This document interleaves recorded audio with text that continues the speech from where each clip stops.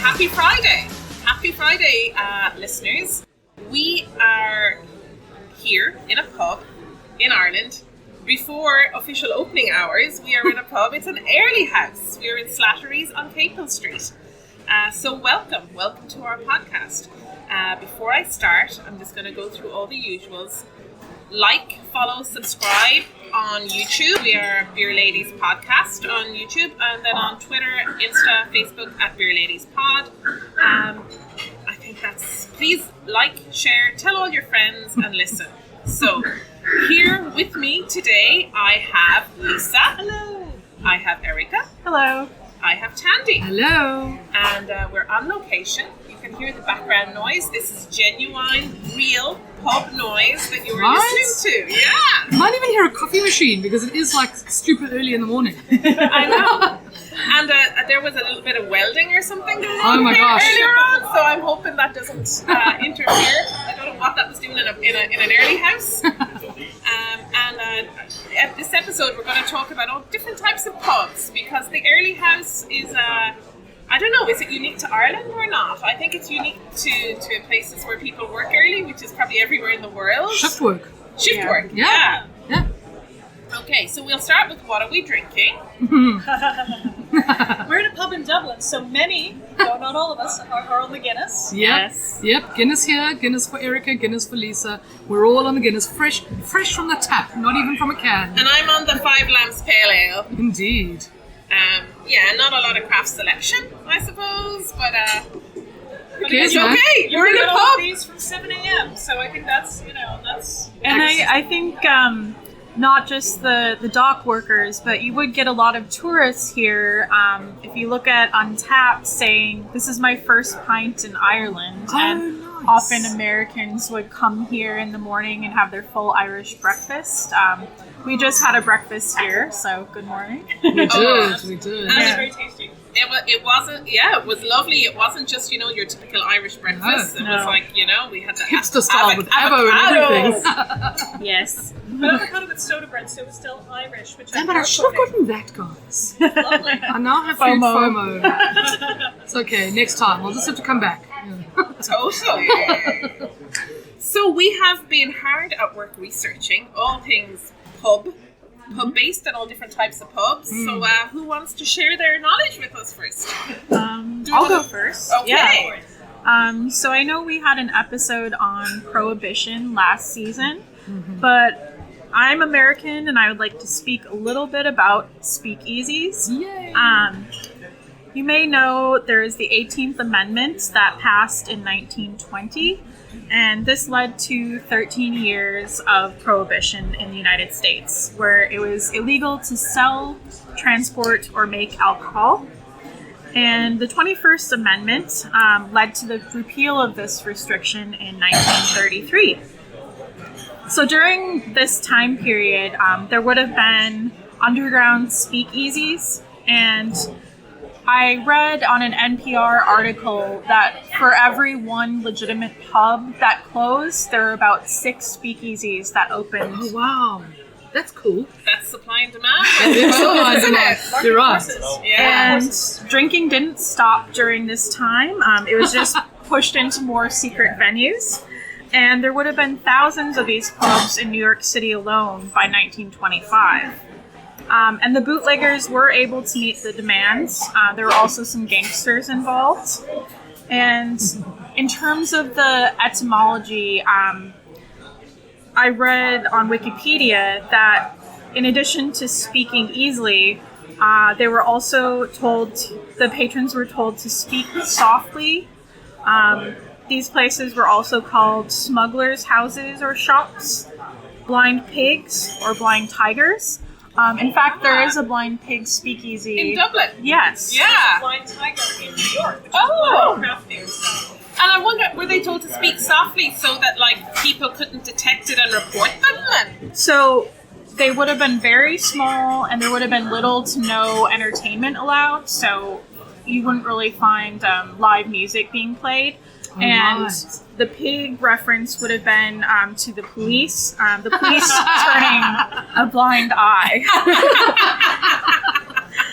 So now, a lot of these would be mostly like vintage cocktail bars, and because of social media, they're often advertised, so they're not necessarily And they're not secret. underground anymore.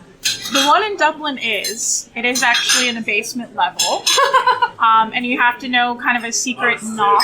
Yes, You kidding? I heard that. Yeah. That's so cool. The first one I Where is ever this place, guys? went to, well, it's on Suffolk Street. But I don't want to share too much because it is still a bit hush-hush. Ooh. Field trip there. Field trip. Cool. I went to one called Saloon in Davis Square in Somerville near Boston, which was also subterranean. And I believe they had decorated with like 1920s black and white photos. And a lot of these places would still require a password, or I think one of them, you phone them and you say, I'm here for the old lady's funeral. So they would be tucked away. For example, in the Camden here in Dublin on Camden Street, there's Noel and Annie's Speakeasy, and that's hidden at the back of the building behind what I believe is the largest sports screen in Europe. Really? Yeah. I think it was called the Palace. Ah. Yeah, and that's where Five Lamps Brewery, which you're drinking, Katie, that's where they have their tour and tasting. Oh, okay. So during the tour, I got to see the speakeasy, which I wouldn't have known existed if I hadn't read the website. And I've been to a couple of places in San Francisco. One's called Speakeasy Ales and Lagers. And they started out making one beer, and that was called their Prohibition Ale. Remember that one? Yes. Yeah, and they use that same imagery, and even their logo kind of has like cryptic eyes. And they say, "Join our mob, no password required." And then 21st Amendment Brewery, which is also in San Francisco, they said once society was able to reclaim the neighborhood gathering place, this became a catalyst for kind of rebuilding that pub scene. So interesting. I have a fun story about the 21st Amendment, which is Ooh. that there is local TV news footage of me being interviewed at the 21st Amendment back in the 1990s, sort of 1999, 2000-ish, as the dot-com crash is happening. I went to the 21st Amendment to go to a party sponsored by a website. Are we allowed to say? I can't remember. But I went to a fucked company party website party because the dot-com I worked for was appearing on their website, which is when you knew that your company was going down the drain. There's some lovely footage of me, slightly tipsy, young, wearing a great jacket. Oh, let me just put that out. But basically being interviewed at the 21st Amendment about my company going away. But it's delightful. It's on YouTube. You can. I think we might need to link that in our show notes. Yes. Definitely. For prosperity. Absolutely. But it's a lovely bar, and I love that they bring all those associations in. Yeah, and they have a Hell or High Water watermelon beer, and they actually put a slice of watermelon in the glass. That's fun. So, yeah. That's fun. I had a watermelon lager once, actually. It was delicious. You wouldn't think that would go together, but it was subtle. Was it a lager? I can't remember. It was delicious. It was Watermelon really is a very subtle flavour Exactly. anyway in itself. And that's why I think it was a lager, because it was quite. It didn't overpower the lageriness like a pale ale. The hops would have taken over. Whereas with the watermelon lager, like it was the right thing. It was divine. Anyway, listen, speakeasies are. I've never actually understood what a speakeasy was. Like, I'm honest. I don't like the word. Doesn't make sense to me as like an underground pub. But it leads really nicely into shebeens. Yes. Now, shebeens are ones that I'm very familiar with. So for those that don't know, shebeens are effectively illicit or illegal taverns. And they would have been run, in Ireland they would have been run from homes, but anywhere. They could be run anywhere, as long as it was kind of hidden, out of sight, and they were not licensed. So this was people who were buying booze of their own or making booze. They were making poachine, or just distilling or making their own beer or their own spirits and selling it as a gathering point and away from the legal authorities and all of that. Yeah, and I suppose in Ireland licensing was quite restricted. Okay, Exactly. so having a pub license was basically your livelihood. That's it. And there were a That's limited it. number of licenses. And it was expensive to buy a license. Yes. You know? And there's a class element too, where eventually the publicans are ones who sort of they end up being sort of higher class because they can afford them. But Right. then use a grocer's license, and we'll get into that I think a little Yeah. bit more. Right. But you're right in this case, no But- license. No license. Exactly. So think about a speakeasy during Prohibition. It was a way of, allowing people to drink in public with friends, doing all the things because there was some sort of restriction. Similarly, if you were avoiding taxes or licensing, you would have had a shebeen. That's in Ireland anyway. And I know that there was a shebeen in Limerick. And they Yes. have you got No, you details can on you can this? go for it. You can go for it. There is a shebeen in Limerick, and in order to, you're not allowed, it's illegal to sell alcohol unless you have a license. So what they were saying is like, well, we're not selling it. People can take it, and if they want to leave a donation, Yes. they can. That's it. So they were like, listen, what are we doing that's wrong? Sure. Do you know what's so funny is that that's the way that our homebrew club in South Africa ran. Is Really? that we used to have festivals in such a way that you weren't buying beer from the brewers, you paid an entrance fee and you got the beer for free. So you see, there was no exchange of money for beer. Yeah. So that's how we got around the licensing thing. So people have been doing this for years. Since the first use of shebeen as a word was in the 1700s. It's like 1781 was the first time that somebody noted down a shebeen. That's in Ireland. Now, what is really interesting to me anyway, because obviously I'm South African, there is a direct connection to South Africa with this. South Africa still has live and well shebeens, but not in the illegal sense. So nowadays, shebeens are often licensed, but very informal places where people can go and drink. And they might look like a house, or there might be a room in a house. Sometimes they're just a window with some guarding gate or whatever on it, and you have to just knock a specific way and you can buy your booze. So it can vary, right? But shebeens are so part of South African culture that I was really interested to see where they came from. And when I first learned that shebeen was actually not a South African thing, it was actually an Irish thing, my mind was blown. It was so cool. So cool. How did the word shebeen end up in South Africa? Well, that's a good question, but I think it's because of immigration. So because Irish immigrants during the famine and otherwise left for all over the place, shebeen, the word and the concept has popped up all over the world. But a lot of it is in Southern Africa. So Namibia, Botswana, South Africa, a lot of places where people will have settled are where shebeens, the word and the concept happened. And it's not to say that there wasn't a word for this before. It's just that it took over, the name came from the Irish. And shebeens in South Africa were really interesting because they were same as in Ireland. They were illegal places to drink, except that most of the time they were in townships. And the really big prominence of shebeens was during apartheid, where black people were not allowed in pubs or in public spaces where white people would have been drinking, right?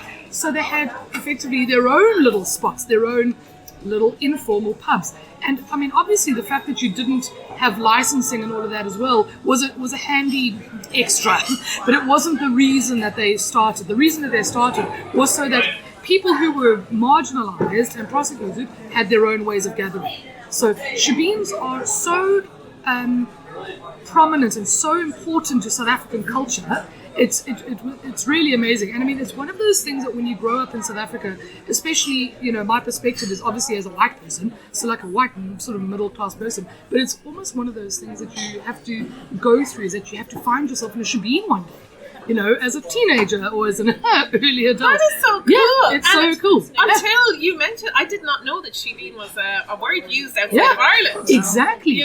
So it's weird because the words have been used in a number of different countries, and countries where Irish people have settled. But in South Africa, it is still used on the daily.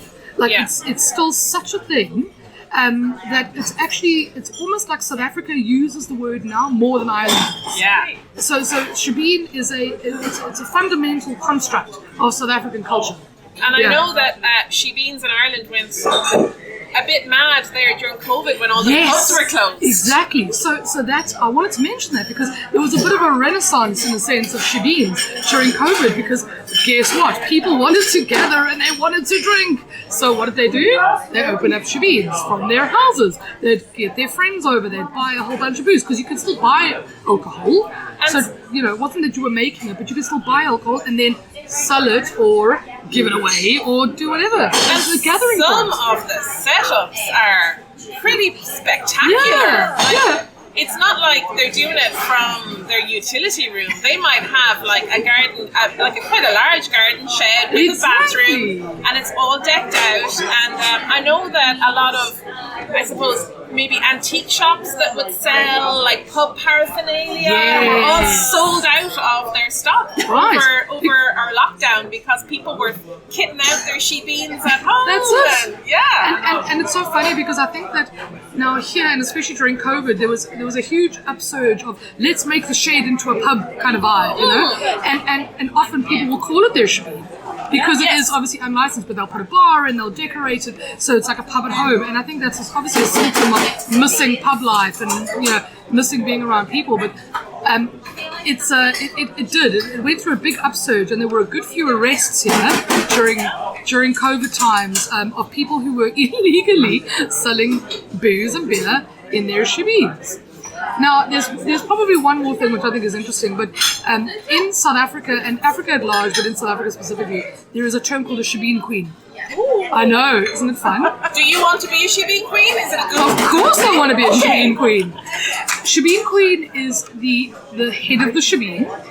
It's the person who's normally brewing or distilling the spirits. So oftentimes, now we've spoken about how women were always the original brewers in history, and that is exactly the same in Africa, South Africa, you know, all over the world. Now, what would happen is that women traditionally owned and ran shebeens back in the day, in a similar way that women would own taverns, or they'd start brothels. You know, there was a supply and demand issue, and women took it up, especially if their men were out working, or, you know, shipped off because of the color of their skin, or, you know, something equally awful. So women took it up as a way of surviving. Women in South Africa would brew mqomboti, let me just say it correctly, there's a click there, mqomboti, which is a sorghum and maize beer. It's generally a 48-hour or so fermentation, so it's quite quick. Oh, really? Yeah, it's very quick. It's very quick, it's very fresh. But it's not the beer that, say, you and I would know in a sort of Western or European Central world. It's not clear. It's quite sour. So it's quite sour. It's almost lactic-y sour. So almost like lactic-y sour, but delicious. Like, it can be made in so many beautiful ways. But the shebeen queen was the woman who brewed or distilled spirits, and who owned the shebeen, and who used to run the ship. So that was it. I think we need some merch with that on. Shebeen queen! I love it. No, I do love it. And I think we should have a beer lady shebeen somewhere. Ooh! Yes. I'll volunteer my house. I'm just going to say it. Considering I brew, you know. Yeah, you can be the shebeen queen. Yes. I'll take it. And maybe one last fact, but like shebeen, the word was noted in the 1780s. In Ireland. In the 1800s, it was noted in South Africa. So very close together. Very close together. So we're very, very linked. There's a good few articles which we'll link some in the show notes about how the two countries are linked. And Ireland and South Africa are actually linked in a lot of ways. But in this specific way, shebeens are the one thing that we really do have in common. And shebeens are great. It really is a bit of a rite of passage in South Africa. That is fascinating. I know, isn't it I fun? just find that so fascinating. I went to shebeens a lot as a teenager, because they were places that also you could buy beer for way cheaper. You know, it's not like going to a bar where you've got like this massive markup and you'd buy quarts. So, you know, 750ml bottles of Black Label, which we'd call Zamalek. So Zamalek would come in 750ml bottles, and we'd just buy like a whole bunch of them, and also they would be open later. So if you were irresponsible like I was as a teenager, and you'd been drinking the whole night but you ran out of booze, you'd drive to your local shebeen if you found it, because you can't always see them. They're very hidden. Even though everyone knows they exist, but they're still very hidden. So if you knew where your local shebeen was, you could go there at 3 a.m. and still buy booze. Like, they would serve, because supply and demand. Yeah. Yeah. I had Good only fun. heard of this term shebeen during lockdown, despite There you go. living here for a long time. Oh, so- really? Yeah, you Gosh. taught me a lot just there. There we go. And there is a pub in Galway called the Shebeen. Yeah. So there we go. There you go. I I know. love how it's just transplanted and ready to go. Yes, exactly. Exactly. Style. That's amazing. Yeah. I love the terminology. Shebeen is so cool. The Shebeen Queen is awesome. No, I love Shebeens. Yeah. Shebeens are so fun. Okay, and being that we're sitting in an early house, I know Mm. Lisa has been tasked with telling us all about the history of the early house. I will. I'll first go back a little bit to some things that happened before the early house gets its official licensing, because It's where the related to some other things. spirit grocer. A little bit. Okay. Well, if we went through a whole history of Irish licensing, we would be here a long time and people Okay. would be very, very, very tired. Well, that's not entirely true. Some of it's actually very interesting in terms of what all comes into place when. But one of the things I think, if we're thinking about kind of these off hours, I won't say after hours because we could go in either direction, but we'll start off with sort of the bona fides or bona fides. So this is very interesting because this is, when your regular pubs closed at 11, like this is sort of 30s, 40s, 50s, you could still go to some of these other pubs. And I'm presuming, although I've not been able to find direct evidence for this, but I'm assuming that a lot of 11 p.m. closing would have come from pre-independence when the laws had changed in Britain to do with the First World War, where suddenly they had restrictions on when pubs could and couldn't open. Because a lot of these things that people think of as kind of, well, these were the laws from time immemorial.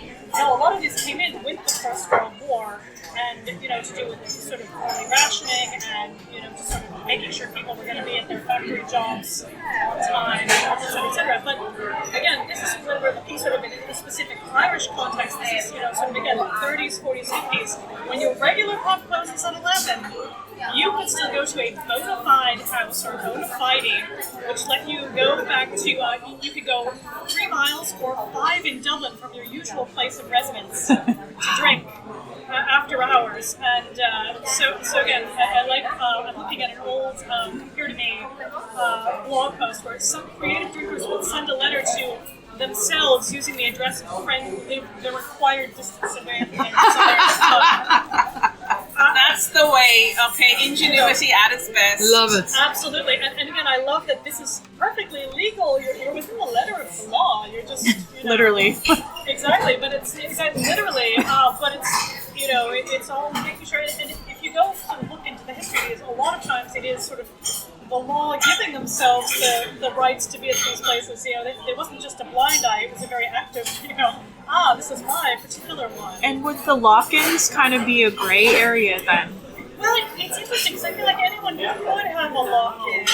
There's not a license for this, whereas with this, it's technically within the law. But there was at least one bona fide on each main road out of Dublin. So there was one in the Dublin Mountains, one in Sandyford, one in Dartry, one in Santry, Ballybrack, Goatstown. But Katie, of interest to you, the Dead Man's Inn at Lucan. And I have had a pint in the Dead Man's Inn, and I never knew this. Yeah. So if you go to Liffey Valley, and you take the footbridge across the N4, just behind there's like a fence there that's the Dead Man's Inn, and that used to be a bona fide. I never knew this. So now, if you're out late, and I know. Well, they're currently not. They're Unfortunately, no. Unfortunately, yes, that all went away, I think, in the 1960s. Now, also refer briefly to Kips, which were your brothel drinking establishment. I'm wondering, is that where because in Irish lingo, kip is not a nice looking place. Right. It's a place that's a shithole, basically. Yes. Well, exactly, and they would have served you your whiskey or gin, probably not. This is not good whiskey or gin, I'm presuming, in a teacup.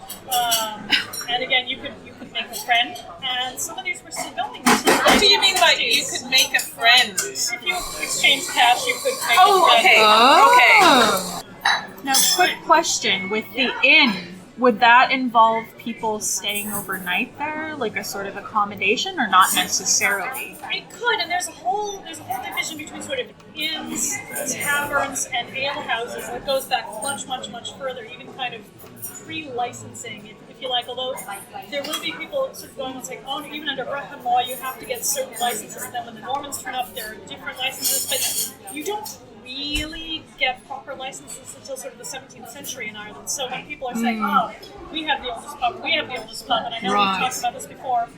It's a little bit of a marketing term these days, isn't Yes. it? And I know under Brehon law, pubs were open 24 hours. And that was much more about hospitality. Yes. Because if you Right. were not giving people your hospitality, you were a bad person. I mean, it's both a sort of social obligation and a business to do those. And I suppose, like, if you were traveling throughout the country, obviously you'd be on horses or on foot, or so you would be gasping for a drop. You know, when you got there, you didn't want it to be closed. Absolutely, yeah. And, you know, it's a completely different sort of thing. And again, it's hard to trace any individual pub that's either still open now or sort of has the legend of still being open now to any of those. But you know, again, we do have those that have had licenses from the 17th century onward here and there. But again, it doesn't mean it's necessarily the same building or anything like that. There's a lot of, this is where you get a lot of gray areas, is whether or not something is, or who has kind of the oldest, because people like to have the oldest. And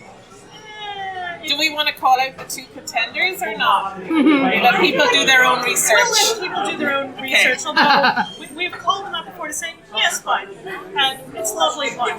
So, you know, a lot there. But I think just to sort of finish up on the Kicks, which are one of the sort of brothels, they tend to be all in the area we are recording in right now. So, just off Cable Street, sort of Carmel Square. But this has been since really going up to the 1960s and 70s, so just feeling that this is still going on, you know, I feel like we're still kind of gentrifying, if you like, around here. Yeah. But, you know, that was still very much part of the culture in a way that we don't think of now. Yeah, like I came to Dublin in the 90s to go to college, and I think Cable Street had started gentrification, but the renowned street at that time would have been Ben Bird Street, which is at Smithfield. Yeah. Yeah. It's weird because now I don't live in town anyway, but I don't associate that area necessarily. No? Yeah. Yeah, but there's a lot of folk music, or there's a lot of folk songs that will reference specific streets or specific establishments, so there's a lot of interesting stuff there. But getting back to the early houses specifically, the licensing first comes in 1927 to say, yes, they can open at 7 a.m. and again, like we were saying before, initially to cater to your dock workers or people over at the Ivy Markets, or otherwise in Smithfield as well, you know, really working at these kind of, we'll say, off-hours jobs, and then more recently catering to people who work, you know, for example, in the hospitals, things like that. But in 2008, they actually tried to get rid of the legislation that Shocking! Don't ever. Well, and here's the thing, and it's because it was all driven by this sort of, you know, effectively temperance lobby. It's like, oh, all alcohol bad, no. But you know, no one could actually show evidence of any of these early houses being, and I'm air quoting here, problematic. This was not where people were causing problems. No. This isn't, you know, there aren't like young people spilling out at 8 o'clock in the morning. It actually does feel extra civilized to drink at a stupid early time, but you're only going to have 2 or 3 and then you're going to kind of go home and get on with the rest of your day anyway. It's not like going out at night where, you know, you'd be much more tempted to just be a hooligan. I'm sure it's different on Paddy's Day, but otherwise... Oh, sure. Ooh, I hadn't thought of that. New Paddy's Day plans. But I also think it's interesting that some of the argument for getting rid of them too was like, that these jobs don't even exist now. But of course, you of course they do. To now, so many more people doing shift work and working. You know, so many manufacturing companies, pharma, tech. Breweries. They all work, working shifts. A lot of breweries do 24-hour shifts, so I mean, you know, imagine. But even within, you know, Ireland in particular has got a big pharmaceutical industry, 100%. and that's the industry my husband is in, and there's a lot of shift work that goes on in those industries. Anything industrial has got shift work, because there is just no such thing as a 9 to 5. In industry, there isn't. So I think it's nice that early pubs exist, or early houses exist. Yeah, I also think that if you're getting into like transatlantic flights from the US, usually arrive in at about 6 a.m. in the morning. Yeah, perfect. And you're starving, and the regular pubs and restaurants usually don't open till what a lovely 8 or 9. And it's like, you know what? 8 or 9? No, they don't. The only open is like 11. Oh, the pubs. Oh, but yes. even cafes aren't coffee open. shops and things. Yes, Yeah. Yeah. and I think just to follow up on that, there are only a few that are still actually open. So was it Guinness? They used to give their employees 2 pints for breakfast, lunch, and dinner, and like also a snack, like 8 a day or something. Yeah. Because they were. So what we'd love to see too is, while some of these early house licenses still exist, a lot of them are not being used. There are individual pubs that still have them that may not be using them, but here in Dublin, like we said, we're in Slattery's on Capel Street, so they're very much using it. The Windjammer, we think, is still using theirs, but they're up for sale too, so we don't know how that's going to work. COVID probably also didn't help, you know. Absolutely, absolutely. But if you need to take an early train, if you're going out of Houston, the Galway Hooker there technically is open. Oh, right. Early in the morning, so they're good. But those are, and I'm looking at the list from 2019 of other early houses. I don't know that a lot of these are still open. Some of them are open early on a particular day, like if there's like GAA or similar kind of. So like the Woolshed, for instance, which is up on Parnell Street, they will open sometimes quite early depending on the sport that's going on, because they're very much a sport-focused bar. So I know for the Rugby World Cup that in 2019, they opened at 9 or half 8. They got a special license for that. It's not a normal license, but they got special permission and to also open early. The Super Bowl in the US doesn't start until 11:30 p.m. Exactly. So they'll have special licenses for that. But it's nice that pubs can adjust to what people need and want, because not everything's going to happen in one time zone or in one section. And I think that you find them in the urban centres, like Cork, I know, have some early houses, but I'm not so sure about Limerick and Galway. That's a good question. We'll have to later. I know there's some good footage, I think from the 1970s of the early houses in Cork. And it's, of course, very much economic downturn. People have gone to the docks to find work. There was no work. So they go to the early house, and at least they can, catch up with people and, instrumental needs. Yeah, sure. There. And people are singing. There's it's a lovely video. Again, we'll try to dig it up and link to it. But I actually got a tip for that. Shout out to Kian from What That's Weird. Said, look up this video of the early houses in Cork. You'll enjoy. Good one, Kian. Yeah, so thank you, Kian, and I also thank you for giving us a couple pints on coffee/pint. So again, shout out. Yeah, and if anybody else wants to buy us a pint, we call it buy a coffee. It's really a pint. Yeah, we're not drinking coffee. Exactly, it's buy me a coffee /Beer Ladies pod.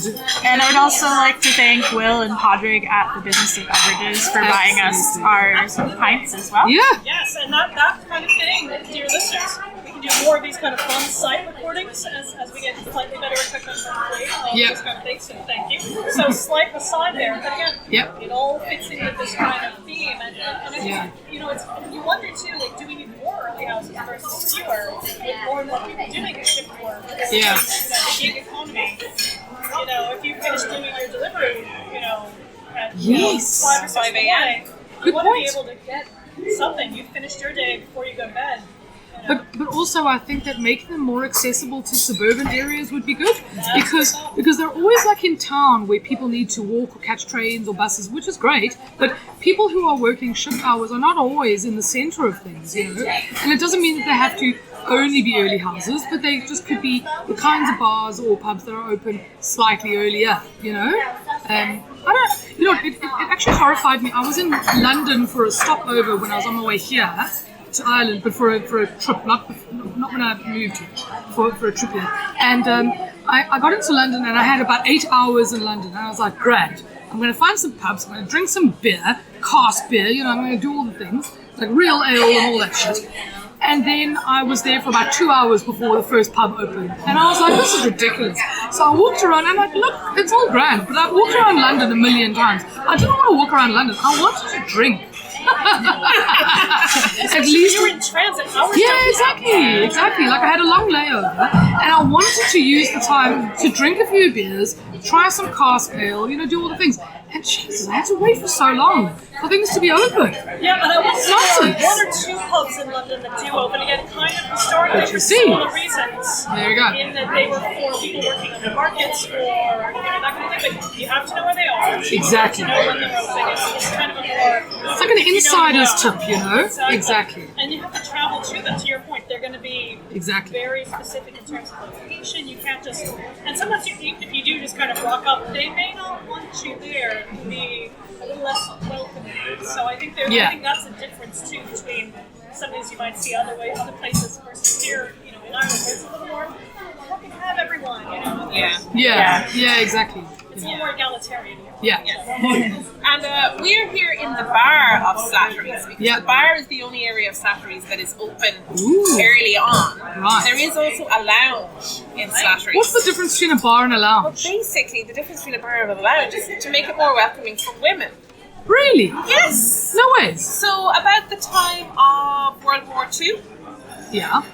like the early 1940s, it was like women were going to pubs a little bit more. So I'll segue into it. Before we had the lounges, we had these areas in Irish pubs called the snug. I love a snug. I love a good snug. And a lot of people don't know what a snug is. There is a very easy, for people who haven't been to Ireland, never been to Ireland, you might have seen the show Peaky Blinders. What's the name of the family? The Shelbys, right? So they're in a pub, and I don't know if you know, there's like a little room that they go into that's in the pub, but it's kind of self-enclosed. Often in the front, isn't it? It's sometimes in the front. Yeah. Sometimes it has a little hatch, so that you don't actually have to leave your snug to get the bar person's attention, and you can get all of your beers delivered to the snug. So the snug would have been quite common in an Irish pub, and the main people who went to a snug would have been the women because they wouldn't mix with the man. But the pubs weren't really welcoming to it. And there were some pubs that still didn't serve women in Ireland in the 80s. Do I Wasn't want to that say only 90s? abolished in the 90s? I'm gonna say I don't know. I haven't researched the exact date. So, but it's recent. Is it one of those things though where the law hadn't been abolished because it was just ignored, or was it a thing that was enforced and then abolished? Do we know? It wasn't enforced. Okay, that's what I thought as well. Yeah, it probably was one of those weird laws that existed but wasn't enforced for a long time. And this goes back to a bit about spirit grocers again, because again, a lot of this goes to specifically women drinking, or, which I'm going to pronounce, women drinking. How dare we? How Can you dare feel the we? fear? Exactly, but it's interesting in that, the first, the spirit grocers license is introduced in 1791. And we'll get to why again in a minute, but that goes until 1910. So this is a very long, thing that's going on. That's under this act, any grocer dealing in tea, sugar, pepper, chocolate, and other basic commodities. I'm like, thank you for acknowledging chocolate as a basic commodity. Yes, it is one of the main food groups. We have established this already. Along with cheese and beer. Yes. So you can get a liquor license that would allow you to sell any quantity of spirits not exceeding 2 quarts for consumption off the premises, but so again, this is where it gets weird. So they did not need the certificate of good character that you needed to get the pub license, and this is why it's a little cheaper. This is why again there's kind of a whole class element to this, but it says at the outset it was naively reasoned that the Spirit Grocers Act would spare women the moral danger of having to enter public houses to purchase spirits. We've all been there. I know. I often feel that my morals are in severe danger when I step inside a pub. This is from Dublin Pub Life and Lore and Oral History, so this is a book that we'll link in the show notes. But because it was basically sort of women-focused, women who wouldn't be otherwise seen would be going in like, I'm going into my groceries and sure, maybe I'll have the snifter. Yeah, exactly. But then it apparently sort of lots of women into alcoholism because this was where they could go, they could get a drink, and then maybe another, and then maybe another, and then maybe another. This drinking is fun. It's very women-focused. I like this bit that was sort of women who would dare not risk being seen in a public house had no compunction about slipping into a spirit grocer's and sipping away contentedly behind high stacks of biscuit tins. I'm like, I love that. I feel those women, honestly. And would places like El Mulligan Grocer anything if you said grocer after it, they did not have originally had a publican's license because those cost so much money. So if it's got grocer, you can assume that they had the grocer's license originally. And I suppose in the 60s, 70s, 80s, pubs multitasked. So you have the grocer, the spirit grocers, who then got a license, so they would be the local grocery shop. and the license. But then there was also a law to say that you could store a dead body in a pub cellar. So a lot of pubs would house undertakers also. Wow. Yeah, that's quite a common thing in rural Ireland anyway. Really? Yeah. That's fascinating. Yeah, and I love this bit too. It says, a lot of the grocers would essentially pay a young boy to stand outside and wait to see if they were the police, and then they go and tip them off. Full employment, if you like. And one more quote. One dismayed observer alleged that many spirit grocers operated as legal public houses catering to the weaknesses of women. Oh, honestly. So here we go. Here we go. A great deal of the drinking habits among females. Again, let's pause here. When they say females instead of women, Thank you. you know where this is going. Female is an adjective, right? Yes. Not a noun. Not a noun. This is not inclusive. This is no. No. But to the spirit grocers, Hold on. Pause. We're going to do it again. I attribute a great deal of the drinking habits among females to the spirit grocers, which are about the very worst houses to which licenses have been granted. At first, a female would not like to go into a public house. Pause there again, because dramatic effects. Could we have an audible eye roll here? Oh, exactly. But would have no objection to go into a spirit grocer's house, either to buy groceries or otherwise. And there she becomes more or less tempted to take a drink. I mean, come on, we've all been to the shop. Oh my God. It's like, do I get the bag of potatoes? Oh my God, I'm so tempted to have a drink now. As long as the grocer is allowed to sell one glass of spirits and keeps a watch upon his door, his shop is literally nothing better than a public house license for consumption on the premises. You know what, lads, honestly. Multitasking. If I was a woman in those times, I would have been friggin' drinking as well. Because clearly the world was so shit. That actually, and to drink in peace, if you had to go into a friggin' grocer to just drink in peace. Well, this is where the snubs came in, because so the women could go in and drink there, but they were like shielded from the. And I think that's a really good concept during COVID, because you've got your social distancing. Yes. And also, like, it's very private, so you don't want people looking at you or hearing you or. And I was reading up that the Gardaí, right, in Ireland, who are our police force, a lot of them were teetotalers, and it was frowned upon for them to drink. So if a Garda was fond of an old drop, in his off time, he would sneak into the snug so that he couldn't be viewed by everybody. Sure. Or maybe the local priest, it wasn't, didn't want to be seen so much. Coming off the local priest, if he Gotcha. would, But now, was it also the case that snugs were a way of keeping women away from men, but not for the women's sake, but to almost avoid male temptations and things like that? Am I dreaming about that? Possibly, I don't know. Yeah. One thing. I'll just say quickly before you dive into this, because this is good. I think it's going to be good. I feel like they see a sort of different place in Irish pubs versus English pubs, because snubs in English pubs tend to be much more about you, the rich person, are not being looked upon by a poor publican or a person behind the bar. You can hide behind a snob screen. They literally call that. If you go to the Lamb in Bloomsbury, gorgeous pub that still has its snob screens, that was what the snub was there to do, is so that the person behind the bar does not see you. You are fancy and important and not to be looked upon. So, anyway, but I think it's different. Like you're saying, it's much more female focused. Right. Yeah, and so I have been having a look at that book that Lisa also referenced, Dublin Pub Life and Lore and Oral History, is written by Kevin Kearns, and he has a beautiful oral history description. So, back in, let's say, the late 1800s, plumbing, indoor water closets wouldn't have been quite common. So for men, that's not really that big a problem. But when you women go into a pub, it's like, what do we do here? And there's lots of stories in the book about women where they go to the pub. But this is a really lovely description that I found, and it says, "It was a terrible thing, all right. No toilets for women. But this publican in Ringsend, he had the first toilet for ladies.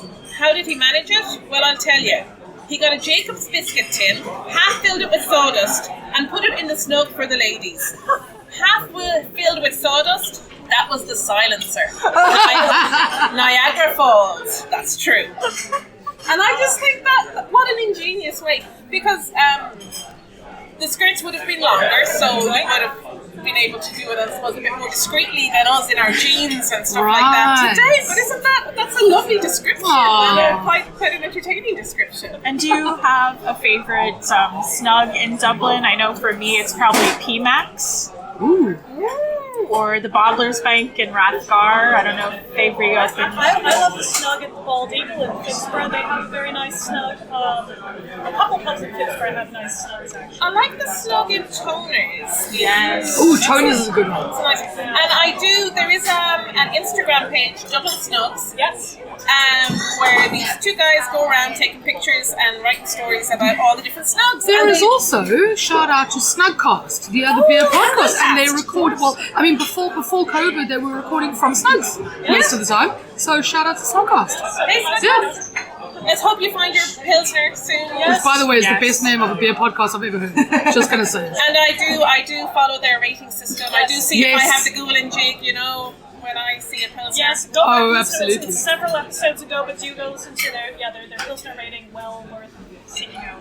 And well worth evaluating any new Pilsner too. Yes. Absolutely. And I have noticed that the pub that used to be called Pivco is now called the Pilsner Pub. That's right. Ah. Yeah, I noticed that on Bustling today. And they deal in like Czech, Polish pills, Slovak beers. Yeah. Ooh, I'm going there. And they have really nice Eastern European food as well. Ooh, Yeah. definitely going there. It's a lovely. I've been there a few times. It's lovely in there, and the staff are really nice as well. So can we go drink some Pilsners and record another episode? We'll have to do an episode on Pilsner. We have to do a style cut. We That's right. should, We haven't done one yes. yet. It might be nice if we do a Pilsner versus lager. Pilsners are in the family of lager, but Just did a German versus Czech Pilsner. yes, exactly. Ooh, German Czech Pilsner. Great idea. Love it. Let's do that. Sold. Yes. And let's go there. Wonderful. I feel like we're wrapping up. We're Yeah, almost done I think we are wrapping up. We're at time. We're hoping that this recorded okay with all the background noise and that you like the ambiance. It hasn't taken away from the episode. We've no video this week, but we have taken a few pictures. Put them on the socials. We'll put them on the socials. So please follow us on all the socials so that you get to see our beautiful faces and our surroundings. We are at Beer Ladies Pod on Instagram, Twitter, on Facebook, and then on YouTube we are at Beer Ladies Podcast. You can also, as we were talking about, buy us a pint. Yeah. So it is buy me a coffee / Beer Ladies Pod. That's it. Yeah. Thank you very much for listening, and we'll see you next week. Everybody. Sancho. Everybody say bye. Come to an early house. Bye.